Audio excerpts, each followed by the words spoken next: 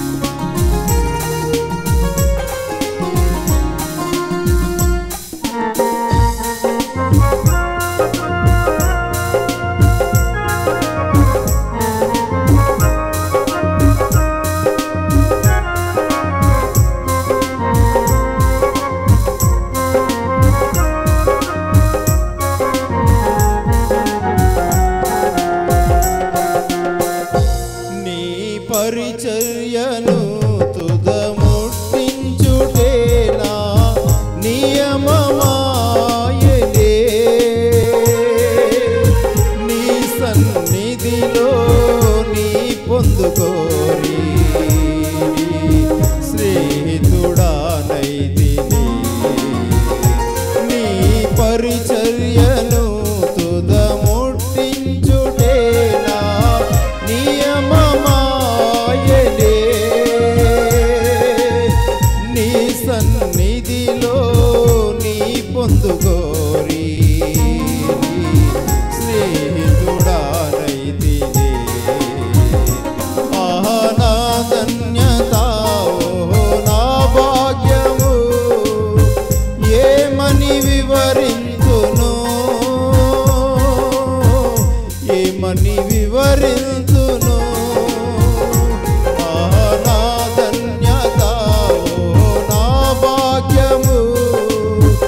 ఏమని వివరింతును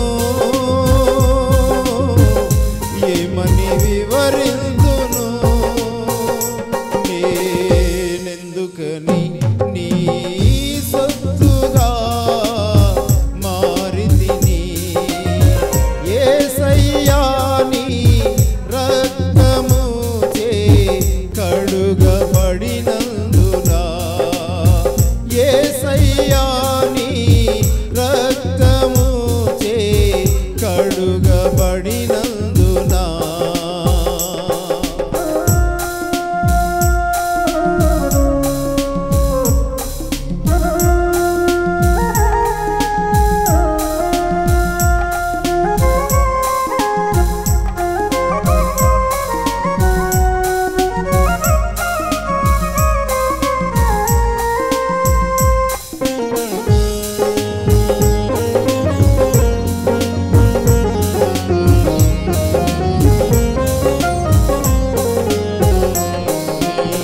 శ్రమలలో పాలుందుటయేనా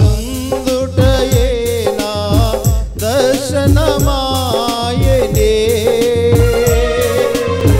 నా తనువందున శ్రమలు సహించి నీ వారసుడానైతిని నీ శ్రమలలో పాలుందుటయేనా దర్శనమాయనే నా తనువందున శ్రమలు సహించి వారసుడానైతిని ఆహా నా ధన్యత ఓహో నా భాగ్యము ఏమని వివరింతును ఏమని వివరింతును నా ధన్యత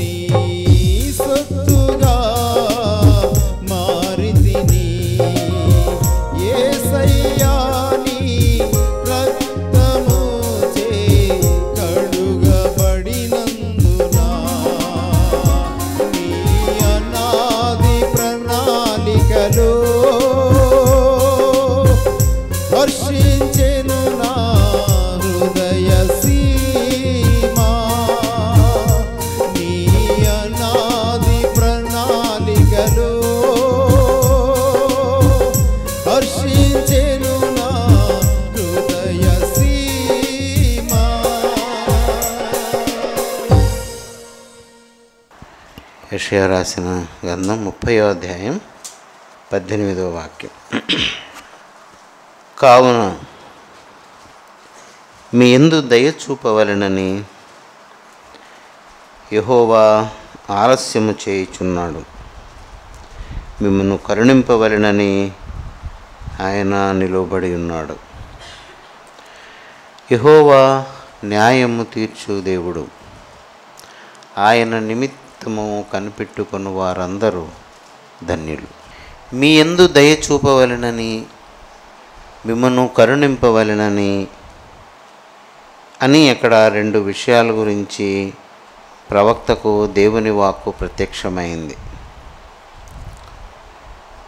దీన్ని ప్రకటించిన వాడు దేవుడే అని ఈ లేఖనం చదివిన మనకు స్పష్టంగా తెలుస్తుంది. కావున అంటే అదే మన ఇప్పుడు ఎందుకు దయ చూపదలుచుకున్నాడు, ఎందుకు కరుణింపదలుచుకున్నాడు, అసలు ఎందుకు అతను నిలుచొని ఉన్నాడు, ఆలస్యం చేస్తున్నాడు, ఇవన్నీ దేనికోసం? కావున అనే దానిలోనే దాని అర్థమంతా ఉంది. దేనికోసం ఇది అంటే అదే అధ్యాయంలో 1వ వాక్యం చూస్తే తెలుస్తుంది. ఏంటది? లోబడని పిల్లల కొరకు. అంటే వివరం వద్దు, వారికి శ్రమ అవన్నీ వేరే విషయం. ఎవరిని ఉద్దేశింపబడి ఈ సమాచారం తెలియజేయబడింది అంటే లోబడని పిల్లలకు. పిల్లలు అంటేనే అక్కడ వాత్సల్యం తెలుస్తుంది. ఏమంటున్నాడు వాళ్ళని దేవుడు? నా పిల్లలనే. దేవుని మనసులో ఉన్న ఆ అభిమానం మన మీద పిల్లలనే ఉంది. కానీ పిల్లలమే కానీ ఆయనకు లోబడలేదు. ఆ లోబడని వారి కోసము ఈ మాట దేవుడు చెప్తున్నాడు. ఏమని? లోబడని మీ యందు దయ చూపాలి. దేవుని ముందు ఉన్న అంశాలు ఇవి. లోబడని మీ యందు దయ చూపాలి, లోబడని మిమ్మను కరుణించాలి. ఇవి చేయడానికి ఆలస్యము చేస్తున్నాను, కానీ నిలబడి ఉన్నాను. ఎప్పుడు నిలబడతాం?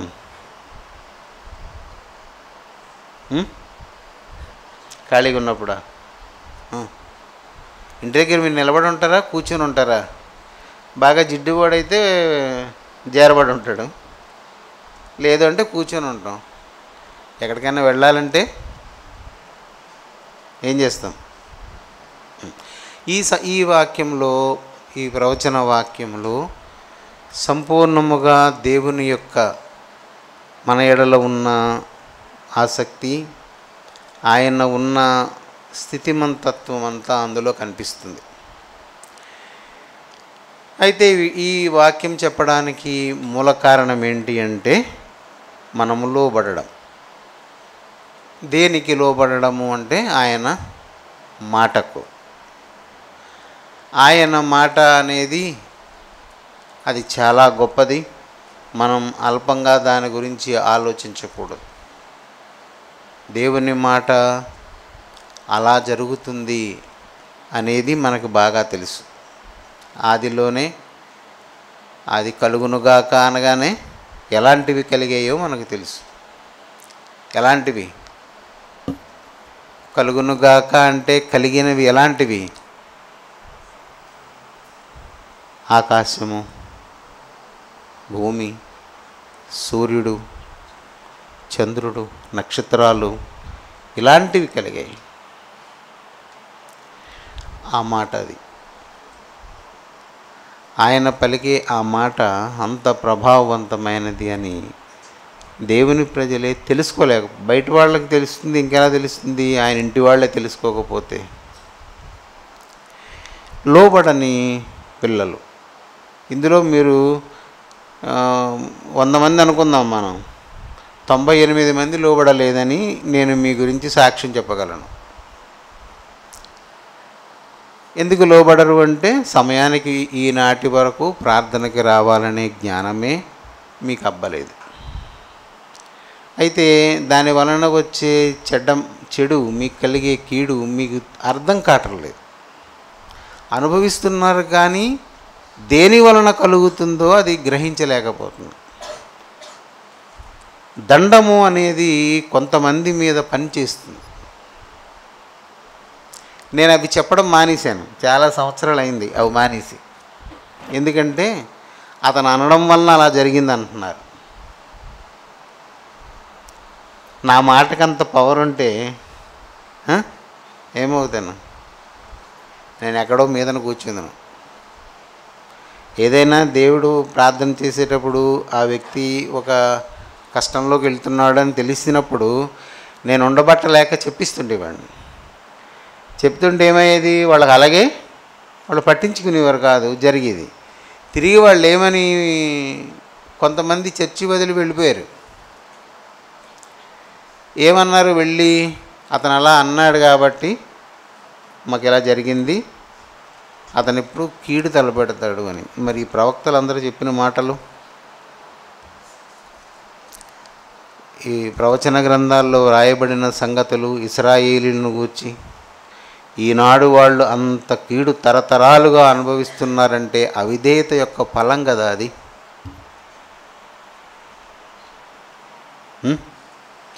ఎప్పుడు వాళ్ళు క్రీస్తు పూర్వము 1000 సంవత్సరాల నుండి క్రీస్తు శకం 2025 వరకు ఆ జాతి అనే ఆ ఇశ్రాయేలు సంతతికి నెమ్మది లేదు. వారి గురించి చెప్పబడిన ప్రవచన వాక్యాలు నెరవేరుతూనే ఉన్నాయి, శిక్ష అనేది రన్ అవుతూనే ఉంది.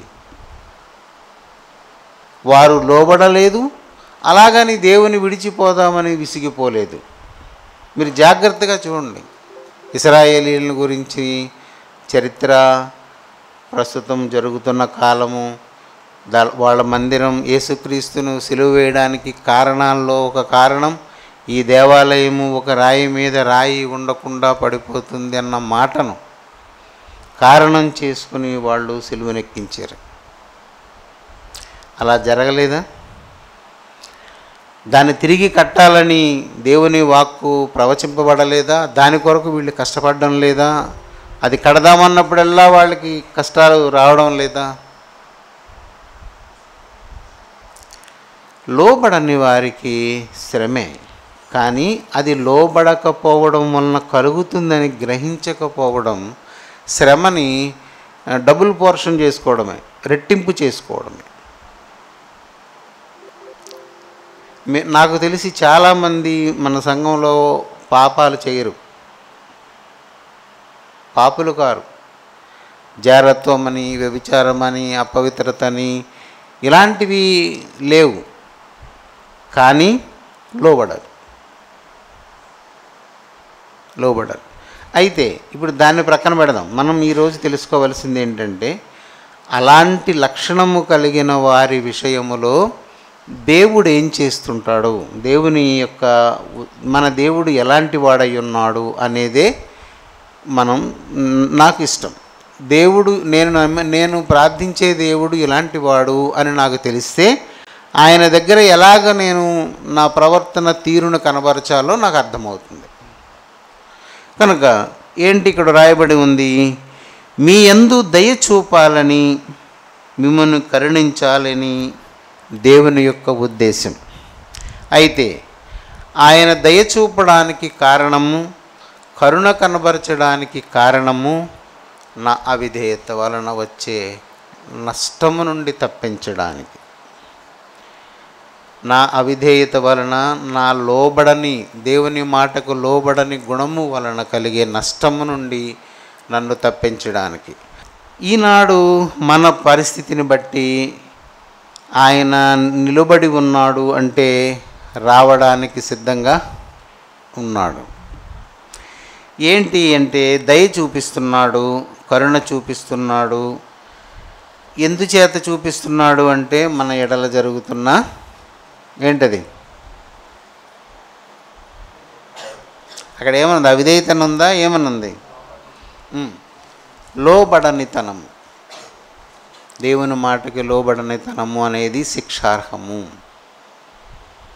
అక్కడ ఒక మధ్యలో ఒక మాట ఉంది, ఆయన యెహోవా న్యాయము తీర్చు దేవుడు.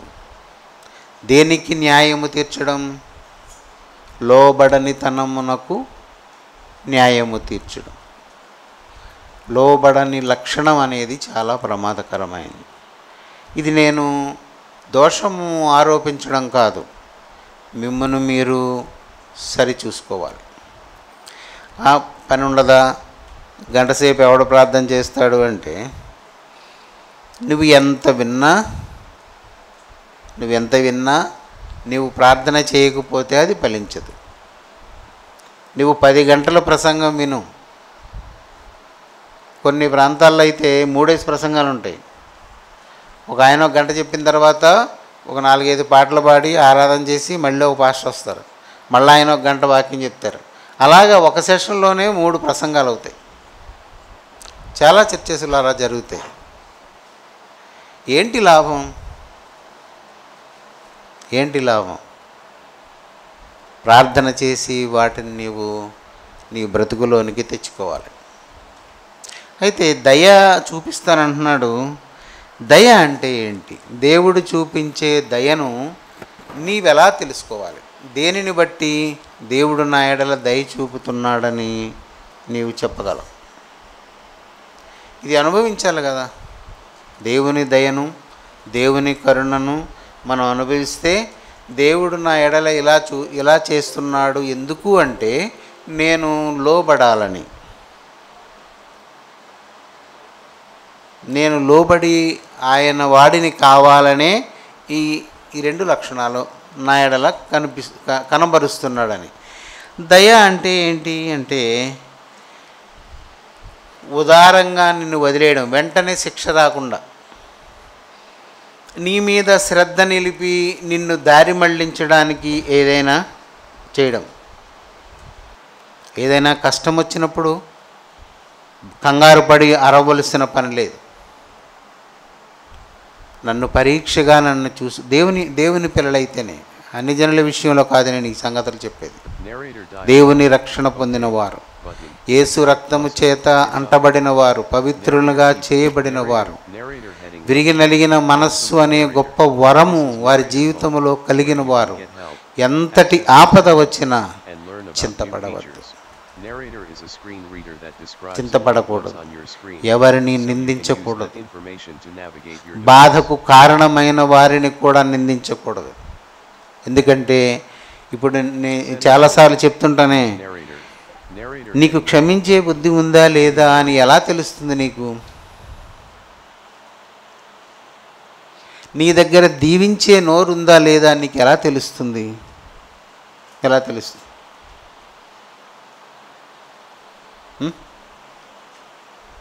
తెలుస్తుంది?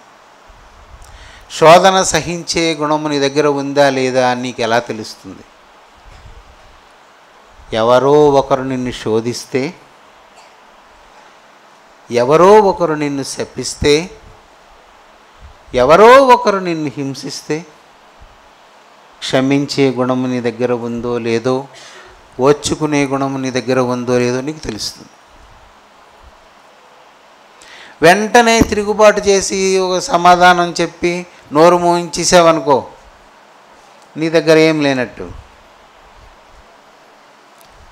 ఎవరి వలనైనా నీకు ఒక శాపవచనం వినబడినమ్మని చూసావు, ఎలా కోరుకున్న వాళ్ళే పోతారు నాకేమి అని నువ్వు అన్నావనుకో, నీ దగ్గర ఆ ఓర్చుకునే బుద్ధి, దీవించే నోరు నీకు లేనట్టే. కనుక అవన్నీ మనకు జీవితంలో తారసిల్లుతున్నప్పుడు, ఇంకా మనం పరీక్షలకు సిద్ధమవ్వకపోతే దేవుని రాజ్యం కొరకు సిద్ధపడడం చాలా టైం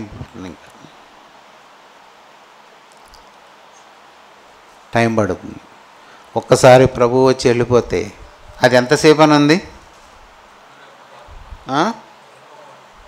రెప్పపాటు కాలం ఉండిపోతే ఈ భయం ఎప్పుడు మీకు ఈ ఆలోచన రాలేదా? ప్రార్థన చేసుకునేటప్పుడు ఉండిపోతే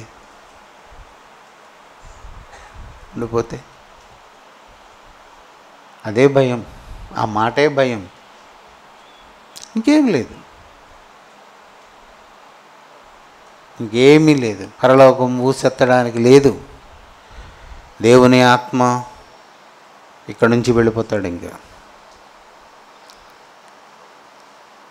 ఇంక ఏం చేయాలో వీళ్ళకి అర్థం అవ్వదు. ఏం అర్థం అవ్వదు. ఏం చేయాలి ఇంక ఇక్కడ ఉండి? ఆ తర్వాత వచ్చే కష్టకాలం, శ్రమలు, చనిపోదామని పరిగెత్తితే చావు కోసం పరిగెత్తే చావు మనల్ని చూసి పారిపోతుంది. ఇంకెందుకు ఆ బ్రతుకు? సిద్ధపడండి. దేవుడు మనల్ని ఓర్చుకుంటున్నాడు, మన మీద దయ చూపిస్తున్నాడు, ఆయన కరుణ కనబరుస్తున్నాడు. దేనికి అంటే మనము ఆయన మాటకు లోబడడానికి. అందుకే అక్కడ ఆఖరణ రాసింది, ఆయన నిమిత్తము అంటే, నిమిత్తము అంటే కారణము. ఆయన నిమిత్తం అంటే ఆయన వలన కలిగిన రక్షణను పొందడానికి, ఆయన వలన మనకు ఏర్పాటు చేయబడిన గమ్యాన్ని చేరడానికి ఎవరు కనిపెట్టుకొని ఉంటారో వారే ధన్యులు. కనిపెట్టుకోవడం అంటే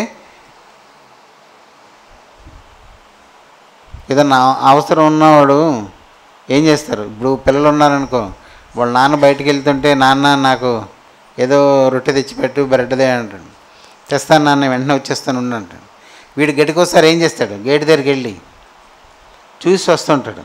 ఎందుకు అలా తిరుగుతాడు? నాన్న వస్తున్నారు, లేచి వద్దాం. ఎందుకోసం? నాన్న కోసం కాదు, అతను తెస్తానన్నా ఆ తిండి కోసం. ఇక్కడ లేఖనంలో చెప్పబడింది, ఆయన అనుగ్రహించే రక్షణ నీవు పొందుకోవడం కోసం దాని నిమిత్తము ఎవరు కనిపెట్టుకొని ఉంటారో వారు ధన్యులు. ఎవరు కనిపెట్టుకొని ఉండరో వారు ధన్యులు కారు. వారు అయోగ్యులు, అనర్హులు. దేని కొరకు ఇప్పుడు కనిపెట్టాలంటే ఏం చేయాలి? దేవుని మాటకు నీ హృదయం లోబడుతుందా లేదా నీవే చూసుకోవాలి. అది నీ పని, ఎవరి పని? నాకేం తెలియదు, అందరి కోసం నేనేం ప్రార్థన చేయలేను కదా. ప్రార్థన చేసేటప్పుడు ఏదో ఒక వ్యక్తి గురించి అనిపిస్తుంది, వాళ్ళ గురించి ఎక్కువ చేస్తాం. అందరి గురించి మామూలుగా తడిపొడిగా ఉంటుంది. అంతేగాని నేను నీ గురించి ప్రార్థన చేస్తున్నాను సిస్టర్, నేను నీ గురించి ప్రార్థన చేస్తాను బ్రదర్ అని వాళ్ళ గుమ్మాల్లోకి వెళ్ళి అలాగ కాకిలాగా అరవడం నాకు ఇష్టం ఉండదు. ప్రార్థన చేయడం నా బాధ్యత. మీ అందరి నిమిత్తం ప్రార్థన చేయకపోతే నేను దేవుని దృష్టికి పాపం చేసిన అవుతాననేది నాకు బాగా తెలుసు. కనుక అలాగ చెప్పక్కర్లేదు మీకు. ఎవరో ఒకరు నీచంగా అంటే హీన స్థితిలో ఉన్నారు, వారు శోధనలో ఉన్నారు, కష్టంలో ఉన్నారు అనిపిస్తుంది, వాళ్ళ కొరకు ఆ రోజు కొంచెం ఎక్కువ ప్రార్థన చేస్తాను. అంత మట్టుకే నా పని. మీకు మాట చెప్పడమే నా పని. లోబడమా తిరుగుబాటు చేయడమా మీ ఇష్టం. అయితే ఈరోజు దయ అనేది ఏంటంటే స్నేహపూర్వకంగా, ఉదారంగా, శ్రద్ధగా మన విషయములో జాలిపడడం, అది దయ చూపించడం. కరుణ అంటే కన్నీటి పర్యంతం, అయ్యో ఎన్నిసార్లు చెప్పినా వినలేదే అని. కరుణ అంటేనే అర్థం అది కన్నీరైపోవడం. కన్నీరైపోవడం అంటే చాలాసార్లు చెప్పుకున్నాం. ఎవరికైనా మన ముందు వెళుతున్న వాడికి కాళ్ళు గాజు పెంక ముళ్ళో గుచ్చుకుంది అనుకోండి, అది చూసిన అని అనాలి. ఏమి నా కాళ్ళలో గుచ్చుకున్న ఫీల్ రావాలి. ఎవరికైతే ఉన్నారు అలాంటి వాళ్ళు, ఎవరి దగ్గర ఆ లక్షణం ఉంటుందో వాళ్ళు కరుణ గలవారు అని అర్థం. దయగలవాడు అంటే పడిపోయిన వాడిని పైకి లేపడానికి వెళ్ళి తీయడం, పర్వాలేదులే ధైర్యంగా ఉండు, ఫోన్లో కొంచెం నెమ్మదిగా వెళ్ళొచ్చు కదా అని ఇది దయ, అది కరుణ. దేవుడు మనము ఆయన లేఖనానికి లోబడడం వలన వచ్చే మేలు, అది నిత్య జీవము పొందుకోవడం కోసం ఆయన సిద్ధంగా ఎప్పుడు నీ విషయంలో ఉన్నాడు. అదే ఈ లేఖనం చదవండి ఒకసారి. మీ యందు దయచూపవలెనని యెహోవా ఆలస్యము చేయుచున్నాడు. దేనికి ఆలస్యము? ఆయన నిలబడి ఉన్న ప్రయాణం మాత్రం రావటం లేదు. ఎందుకు ఆలస్యం చేస్తున్నాడు అంటే చాలామంది క్రైస్తవుల్లో అంటే నా స్నేహితుల్లో విన్నాను, కాదురా ఈ పౌలే రేపా ఎల్లుట అన్నట్టు బ్రతికాడు, ఆయన రాకడ ఇంకా రాలేదేంటి అని. నాకు ఈ డౌట్ ఉండేది, కాకపోతే వాడు బయటకు అన్నాడు. మేమిద్దరం కలిపి ఒక పెద్ద ఆయన దగ్గరికి వెళ్ళి కూర్చొని అంటే నాకు అలాగే ఉంది కానీ అయ్యా ఏదో ఉంది మనకు తెలియంది అని. ఒక చోట ఒక మీటింగ్ అవుతుంటే మీటింగ్లోకి వెళ్ళి నేను ఒకసారి అక్కడ నిలబడి ఉన్నాను. ఆయన అంటున్నాడు ఏమనంటే, పరలోకములో దేవుడు ఎంతమందిని చేర్చుకోవాలి, ఎంతమంది కావాలి అనేది ఆయన యొక్క ఊహలో ముందుగానే ఉంది. అది ఏర్పరచబడిన ఆలోచన. వారి సంఖ్య అక్కడ పూర్తయ్యే వరకు ఈ రాకడ జరగదు అని. అంటే సమాచారం అనేది మనకు అక్కడక్కడ నేనొక్కడనే పని ఉండని అనుకోకూడదు. ఆయన నోట్లో నుంచి అది సందర్భం కూడా కాదు ఆయన చెప్పింది. ఆ దైవజనుడు ఆ వాక్యం చెప్తున్నప్పుడు అది సందర్భం లేని మాట. అది నాకేమనిపించిందంటే నా సంశయాన్ని దేవుడు తీర్చాడు అని. అది నీవే ఏమో, ఆ ఖాళీలో చేరవలసిన మనిషివి నీవేనేమో. అందుకే నీవు అవిధేయత కలిగి ఉన్నా, నిర్లక్ష్యం చూపిస్తున్నా, నీ మీద దయా కరుణ కలుగుతున్నాయి అని నీవు గుర్తించాలి. నీవు లోబడకుండా మాత్రం నీకు అది దొరకదు. ఎందుకంటే అక్కడ రాసిన చూడండి, యెహోవా న్యాయము తీర్చు దేవుడు అంటే అన్యాయముగా ఏది జరగనివ్వడు. నీవు లోబడితేనే అది భక్తి అవుతుంది. నీవు లోబడనొల్లకపోతే వేరొకనితో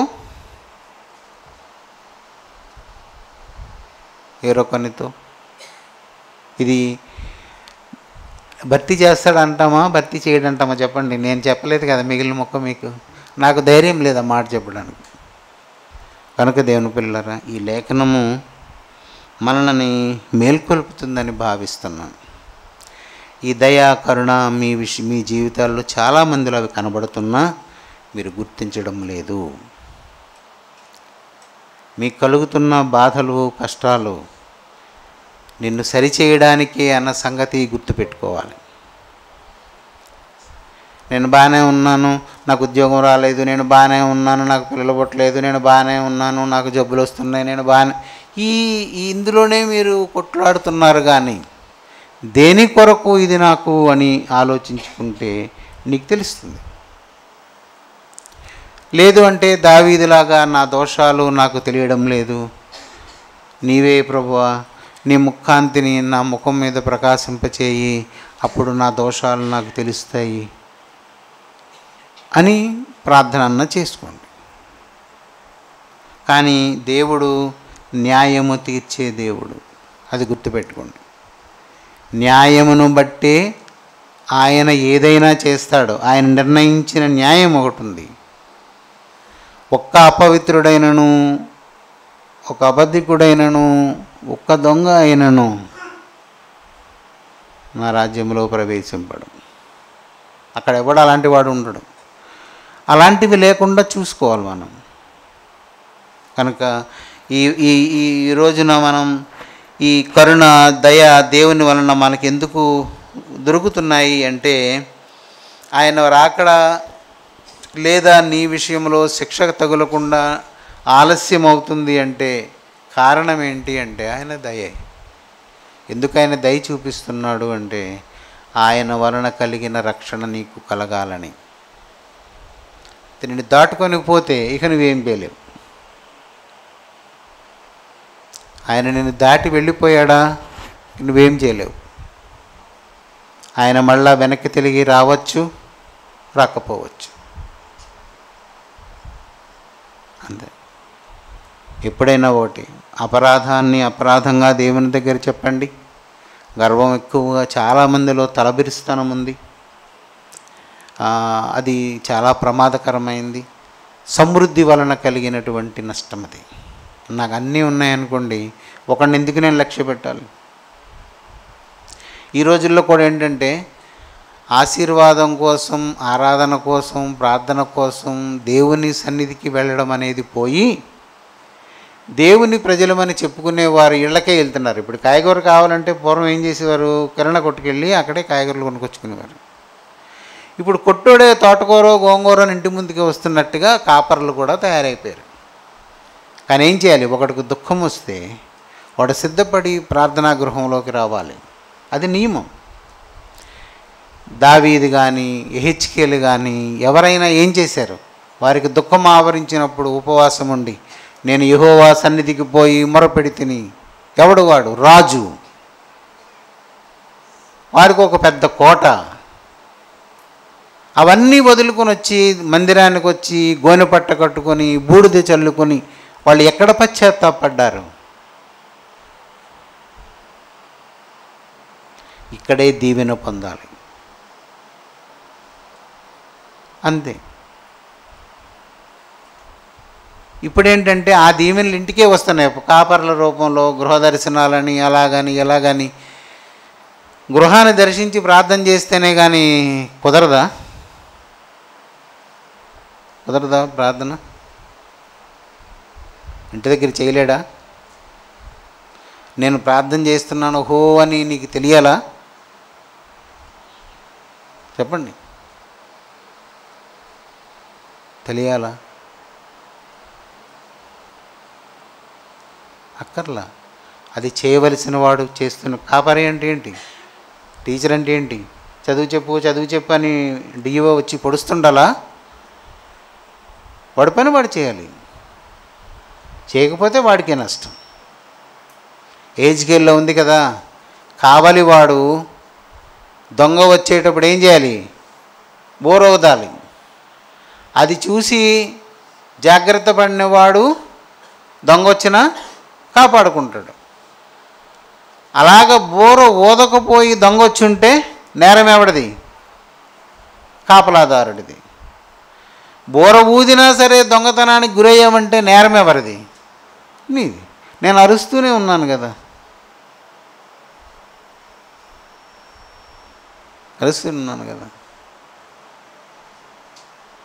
మీరు కృతజ్ఞత కానుక తెచ్చినప్పుడల్లా నాకు దుఃఖం వస్తుంది. ఎందుకంటే మీరు కృతజ్ఞత దేవుని దగ్గర చూపించాలి, నా దగ్గర కాదు. నీకు మేలు జరిగింది, 5,000 10,000 తెచ్చావు, నా చేతికి ఇస్తే ఏమొస్తుంది? నువ్వు ప్రార్థన చేసుకొని నువ్వు కానుకలు పెట్లు వేయి. కృతజ్ఞత దేవునికి నీకు ఉంటుంది. నాకు ఇస్తే ఏం తెలుస్తుంది? నేను ఇంత ఇచ్చానని నాకు తెలియాలని నీ దురాలోచన. అది నీకు ఫలితం ఉండదు. కోట్లు కుమరించినా నీకు ఫలితం ఉండదు.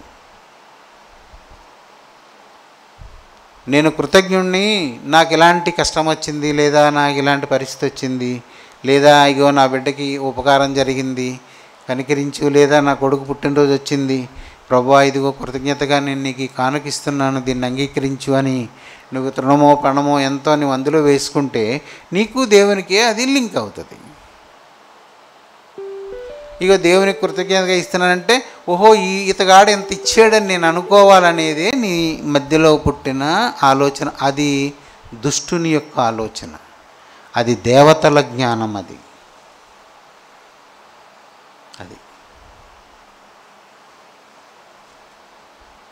వీడు తీసుకోడు ఎందుకంటే వీడికి డబ్బులు ఉన్నాయి అని మీరు అనుకుంటారా? ఏం కావాలి అలా అనుకుంటారు. అది తప్పు. దేవుని ఆజ్ఞను బట్టి నువ్వు నాకు ఇవ్వడం అంతే నీ పని. దేవుని ఆజ్ఞను అనుసరించడమే పని, కానీ నేను అసలు నీకు ప్రధానం కాదు. నేను దేవునికి జవాబుదారిని, నీకు కాదు. ఏది చేసినా దేవుని లేఖనానికి లోబడి చేయండి, అంతే. అదే ఈ లేఖనంలో చెప్పబడిన మాట. లోబడని పిల్లల కొరకు లోబడడానికి, వారు లోబడి దేవుని లాభాన్ని పొందుకోవడానికి. దేవుని యొక్క కనికరం ఏంటంటే, దేవునికి కోపం వచ్చి ఒకసారి బుర్ర తిప్పేసుకుంటే, నా విషయంలో అలా దేవుడు చేశాడు అనుకోండి, ఏమవుతుంది? నాకు కలిగే నష్టం యుగయుగాలు అగ్నిగుండం. దేవుని బాధ కారణం ఏంటంటే, ఈ ఒక్కసారి నేను చికాకు పడితే, వీడి జీవితకాలంలో ఎప్పుడూ నన్ను ప్రియపరచడం లేదు, ఎప్పుడూ చింతగానే గురి చేస్తున్నాడు, వీడిని నిరాశపరుస్తున్నాడని నేను తప్పుకుంటే వీడేమవుతాడు అంటే ఏమవుతాడు? యుగయుగాలు ఏడుస్తూ పళ్ళు కొరుక్కుంటూ అంతే. ఇంకా అంత భారీ శిక్ష నేను క్షమిస్తే పోతుంది కదా అని దేవుడు అందుకన్నాడు, మీ యందు మిమ్మును అని రాసి ఉంటుంది అక్కడ. దేవుడు తన మనస్సును మన మీద నుండి తొలగించుకుంటే మన బ్రతుకు అది.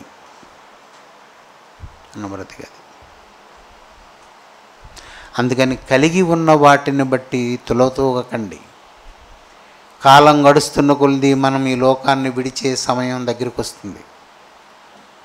దానికోసం దీన్ని అనుభవించండి, తినండి. మీ దగ్గర ఎవడో లాగేసుకోలేదు, మిమ్మల్ని ఎవడో అడుక్కోలేదు, మిమ్మల్ని ఎవడో పీడించలేదు, అప్పులిమ్మని అడగలేదు కదా. దాని గురించి వదిలేయండి, ఈయన మీద మనసు పెట్టండి. దీనికేం ఖర్చు అవ్వదు. దేవునికి ప్రార్థనకి మీరు 7 గంటలకు రావడానికి మీకు వచ్చిన ఇబ్బంది ఏంటి?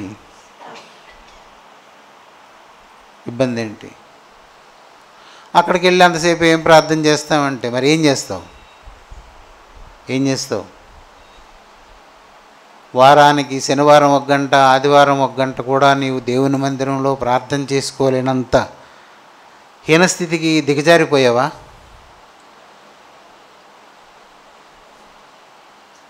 అయిపోయావా?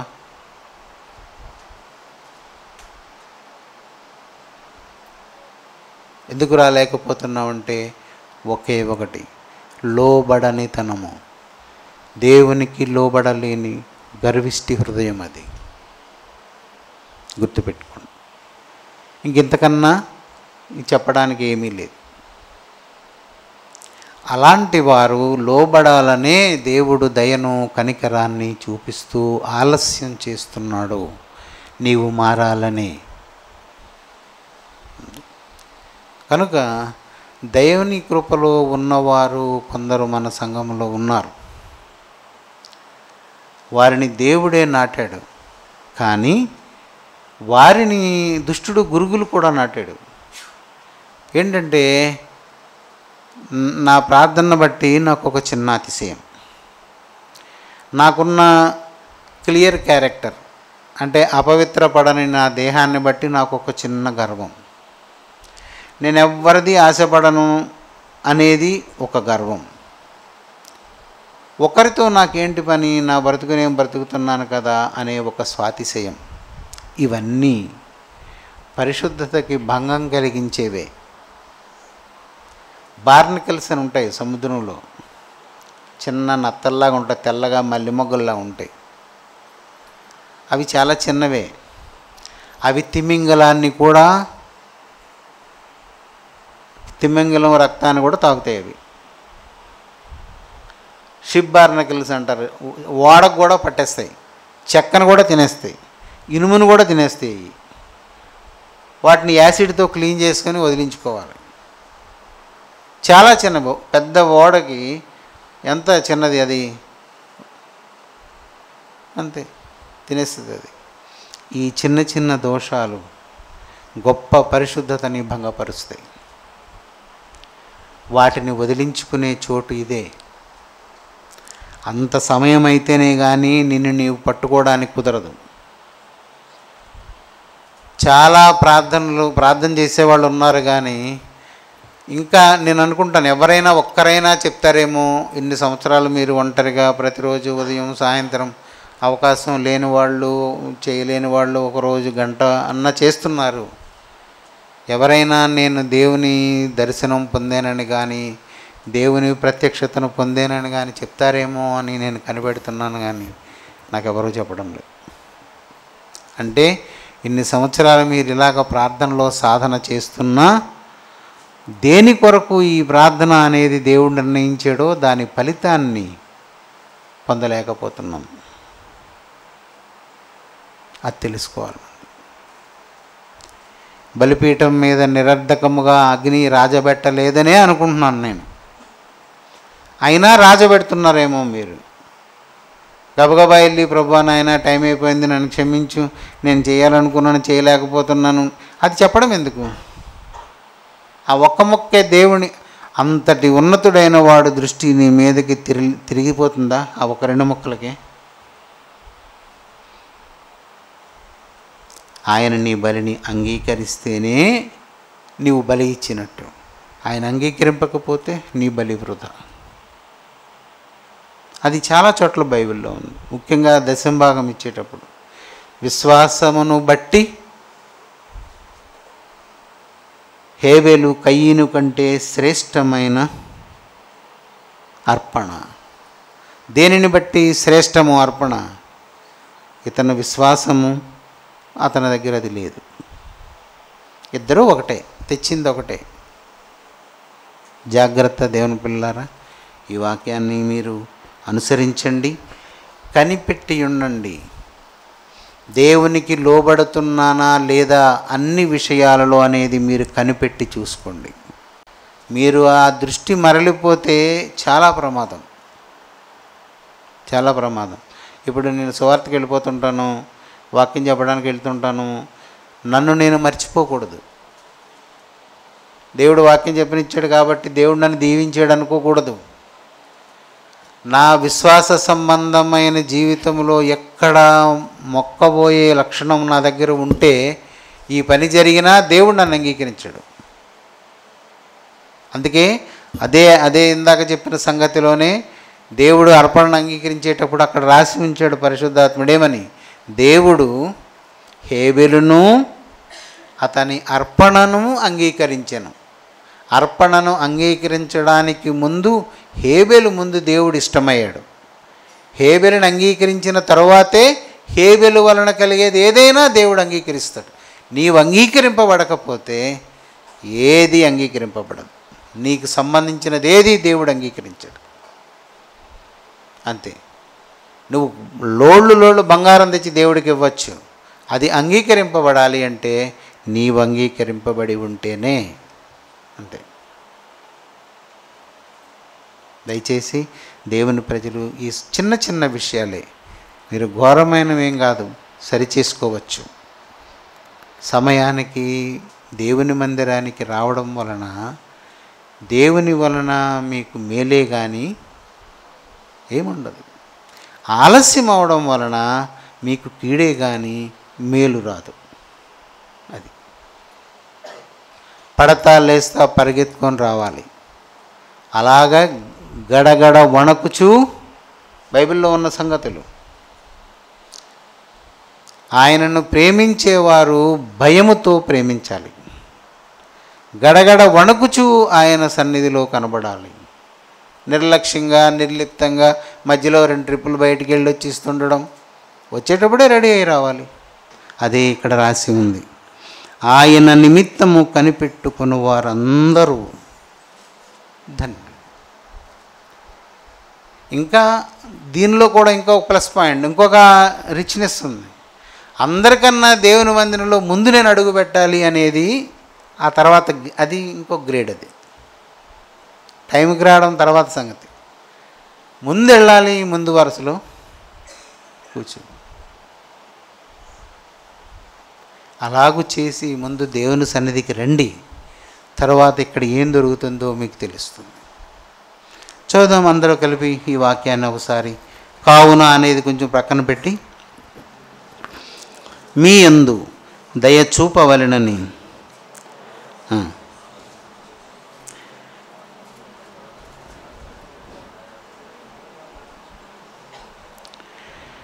ఆయన నిమిత్తము కనిపెట్టుకుని వారందరూ ధన్యులు. కనుక మన రక్షణ విషయంలో దేవుని ఉద్దేశము మన ఎడల కలుగవలెనని మనము తొలగిపోతున్న దేవుడు దయ చూపిస్తూ కరుణ కనబరుస్తూ ఆయన ఓపికతో నిల్చొని ఉన్నాడు. ఎందుకు అంత ఓపిక అంటే ఆయన న్యాయమే తీరుస్తాడు. న్యాయం తీరిస్తే విమర్శలో మనము నిలబడలేమని మనలను ఆయనకు లోబడేలాగా చేయడం కోసం, మనకు దేవుడు సమయాన్ని అలాగిస్తున్నాడన్న సంగతి మనం గుర్తుపెట్టుకోవాలి. అలాంటి కృప దేవుడు మన విషయంలో కూడా కలిగి ఉన్నాడు కనుక మనందరం ఆయనకు స్తుతి చెల్లించుకుందాం. ప్రార్థన చేసుకుందాం. కృపా కనికరములు కలిగిన మా దేవ, పరలోకమందున్న మా తండ్రి, అన్ని కాలములలోనూ ఏకరీతిగానున్న మా దేవ, మా విషయములో జరుగుచున్న దోషముల విషయములు నీవు చూపించుచున్న దయాకరుణ మా రక్షణ కొరకే అని గ్రహించి త్వరపడి నీకు లోబడ నేర్చుకున్న బుద్ధిని మాకు అనుగ్రహించు. దుష్టుల నుండి మమ్మల్ని తప్పించు. నిర్మలమైన మనస్సాక్షిని, మారు మనస్సును మాకు దయచేసి మమ్మల్ని సిద్ధపరచమని యేసునామమున అడుగుచున్నాను తండ్రి. ఆమేన్.